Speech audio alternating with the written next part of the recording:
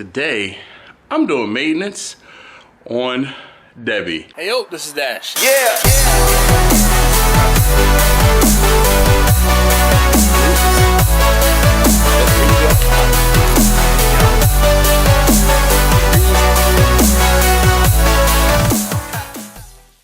Alright, so today I actually have some brake work I need to do. I need to change the rotor, something awful on the front, and I'm doing pads all the way around.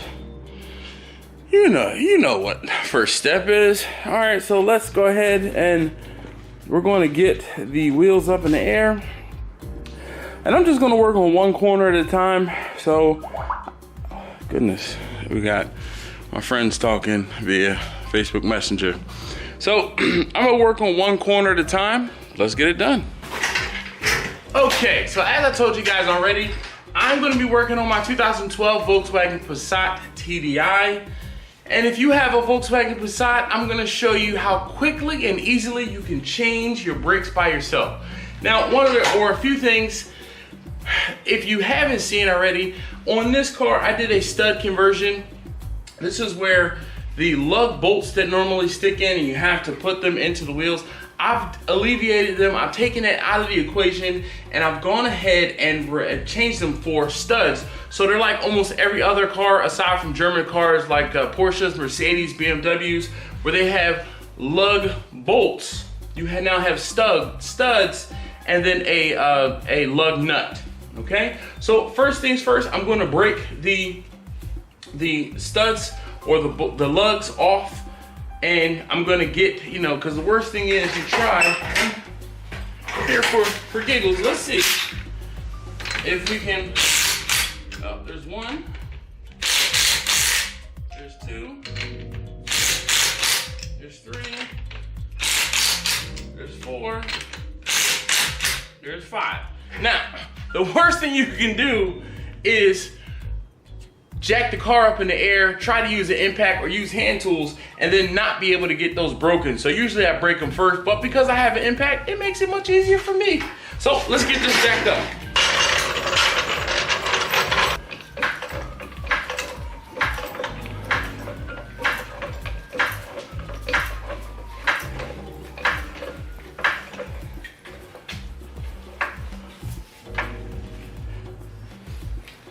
Now, you don't have to raise the car a mile in the air. You really just need to get the wheel off of the ground. Let's finish getting these.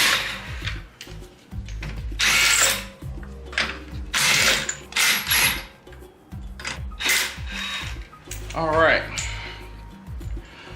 So, just like I was saying, the stud conversion I have, so this is the stud with the nut, and then one of the studs stayed on, so the nut came off.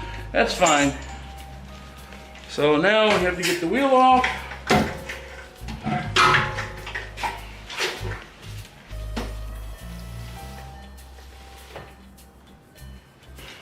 All right, so now, some light. Let me point out a couple components. This is your rotor, and I didn't tell you, I'm gonna be changing the rotor and the pads on my Passat. So if you're only doing the brake pads on your Passat, only half of this is gonna pertain to you. So, not that I can tell you to skip ahead or anything like that, but only half of this will pertain. So at this point, what we're going to do is I'm trying to just look in here, make sure there's nothing glaringly wrong, like the axle boot still looks fine, the suspension still looks fine. The caliper, the brake hose looks fine. And then I guess that's maybe an ABS sensor. So that looks fine as well. At this point, if you are just doing the brakes, you're gonna come in here. On the back of the caliper, there is, I guess, let me show you. So let me get my light situated so that I can talk to you guys. So on the back of the caliper, there is, okay, there we go. On the back of the caliper, this is the caliper, this is the caliper bracket bolt. This is the caliper bolt. So the caliper is just this portion here in the front. This whole thing comes off, and this is where your brake pads are in there. So what you do is there's two of these little covers. You pop the one cover off, and you might need to use a screwdriver, but if you have on rubber gloves like I do, it'll probably come off pretty easily. Just get your fingernail up under there. Both of the clips are off, and I'll have to find those a little later. Now, the next step is there's this clip on the outside. I suggest you take that clip off first, okay? I've had a battle with one of these clips in the past. Just ask me how I know down in the comments. So at this point, I'd say take this clip off first. Then what you're gonna do is get a screwdriver or something in here to pry against the caliper itself, against the rotor. We're not using these rotors. These rotors are toast. They are warped. So we're gonna pry against here to compress the piston. The piston is down in here. Compress the piston enough to give us room to be able to take the caliper off. Once we get the caliper off and out of the way, we'll get the caliper brackets taken off again. So this caliper bracket is a 21 millimeter bolt, and then this in here, this bolt for the caliper itself, again, the caliper bracket 21 millimeter, the caliper bolt itself is a 7 millimeter hex. 7 millimeter hex. It just goes in here like this. So this is an Allen wrench, and loosen it up. Once you loosen it up, you should be able to come back in and take it off that way. And I'm gonna get the one on the bottom as well. I've done this a number of times. I know where it needs to be on other vehicles, not this one. So I'll loosen that up. And then the next thing is, like I said, because I'm changing the rotor, what ends up happening is it's easier if you remove the caliper bracket. It is not always necessary to remove the caliper bracket, but it's just two 21 millimeter bolts. And then this is a Torx. This is a T27 Torx, and it should come right out. And then you'll need to just tap around the face of the rotor here. Once you tap around the face of the rotor should come off, and then you'll be able to put take the old one off, clean the new one up, put the new one back on, and then reassemble it just like that. So I'm gonna get you set back up, set you up on the time lapse, and I'm gonna get this done.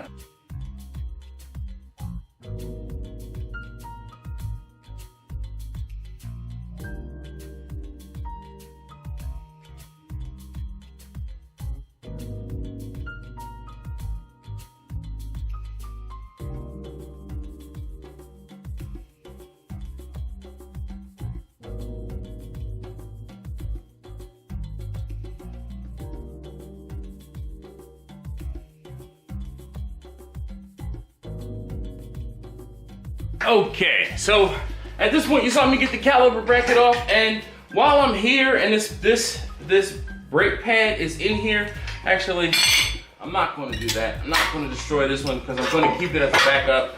So this brake pad compared to the new brake pad, it looks fine. Now on mine, I thought that I had a brake sensor. It doesn't look like I do. So I'm just gonna go ahead and take this out of here. I'm just gonna rip it off, or actually I'll go get some wire cutters. But the brake pads themselves are the same, but you can see the difference between the old pad and the new pad. Here, let's go this way. Okay, this way. So you can see the difference between the pads, and there was still a fair bit of life left on the old pad, but the new pad obviously looks better. Now I will tell you from experience, the little clips on the back here these clips go inside of the piston on the caliper. You can see how they are here, just a little, they're squeezed in just a little bit. You're gonna have to squeeze these or compress this in just a touch in order to get them into the caliper when you go to replace it. But I'm gonna take this out of the way. Move this. Actually, let me get this cut before I forget.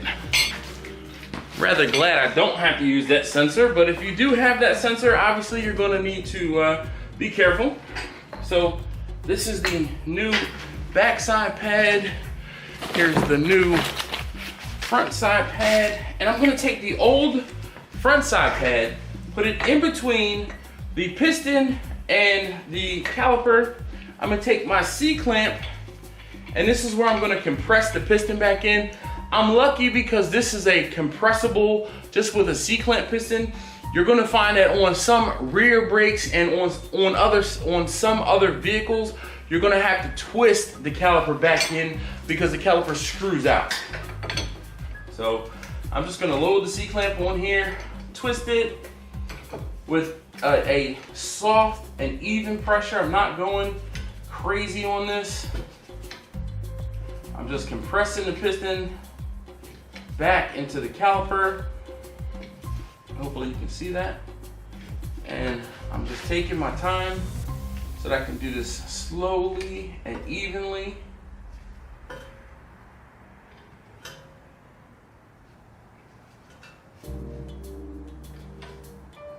When you get to the point where the piston is fully compressed, you will know you will not be able to turn the piston anymore.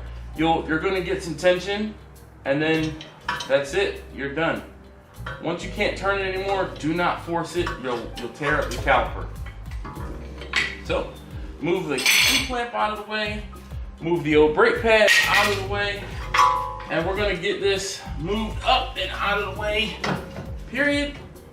So now I can take the caliper bracket off. Once I take the caliper bracket off, I'll be able to take off the rotor.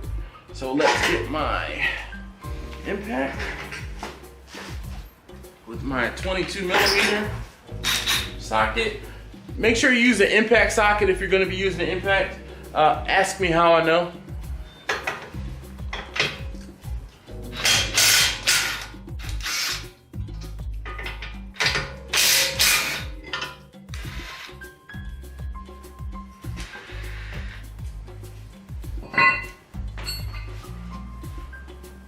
Caliper bracket comes out, and let me get these covers for the caliper bolts before I forget.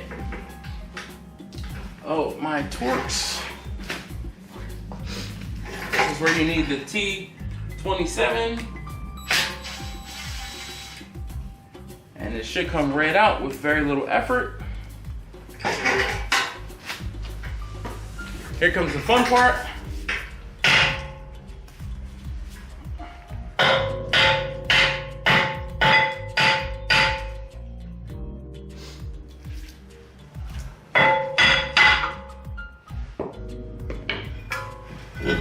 I just got a little impatient and knocked it off because I wanted to speed that up for time. Inspect the hub. The hub looks fine. Let's get the new brake caliper, excuse me, the new brake rotor over here.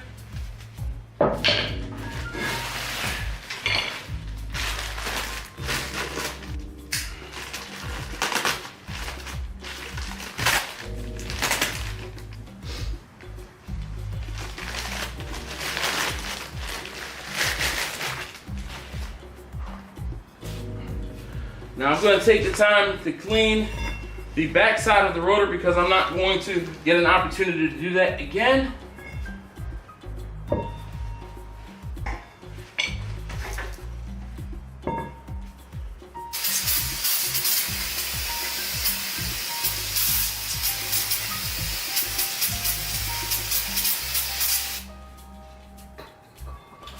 Then I'm going to line up that hole for that little Torx bit, or screw rather. Hopefully I have it right. Let's see. I do not.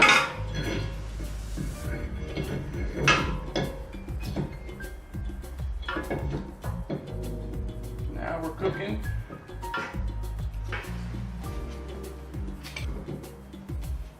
I'm gonna get this started by hand.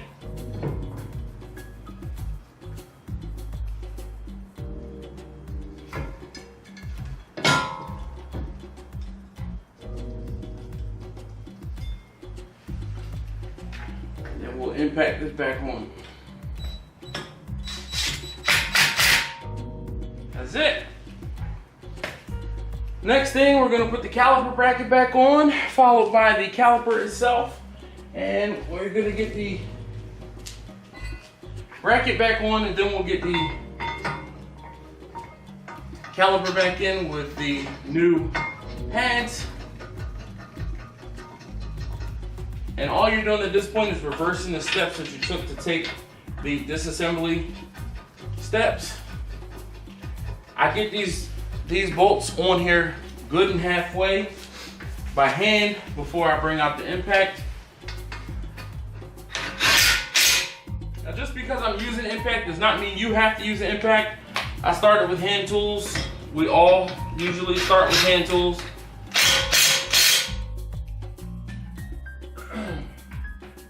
So my caliper bracket is back on. At this point, I need to get my brake pads into my caliper. So as I was stating before, the backside pad, this goes into the piston. So in order to get it into the piston, you're gonna have to fight with it just a little bit.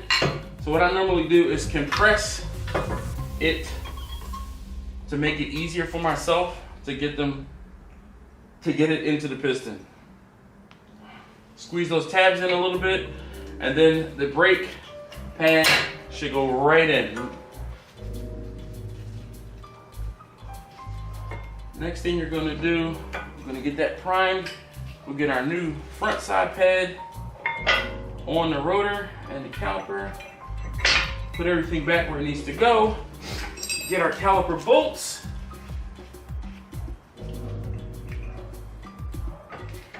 We'll get those started.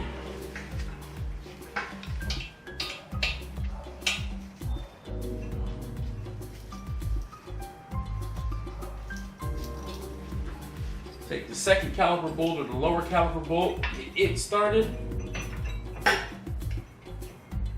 It's just a matter of feeling it out.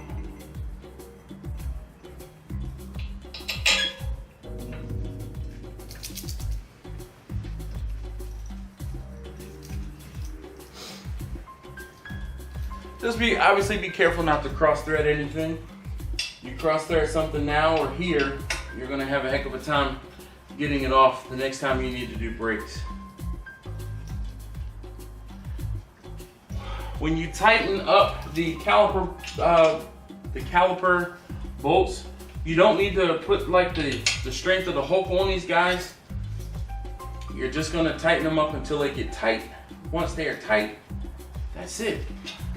I usually do, once they get tight, like 1/8 of an inch turn, right? So now that's done. Brakes are on. So the last step, and this is the, let's see if I can turn this by hand or I have to turn it on. Nope, I'm gonna turn it on.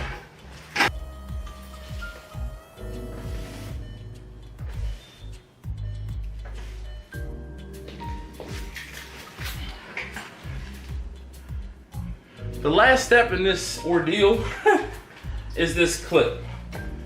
Now this clip, there is a replacement in the box, but ask me how I know. I'm gonna just go ahead and use the old clip.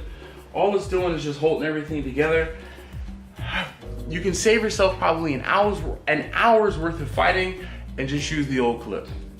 Just use the old clip, trust me.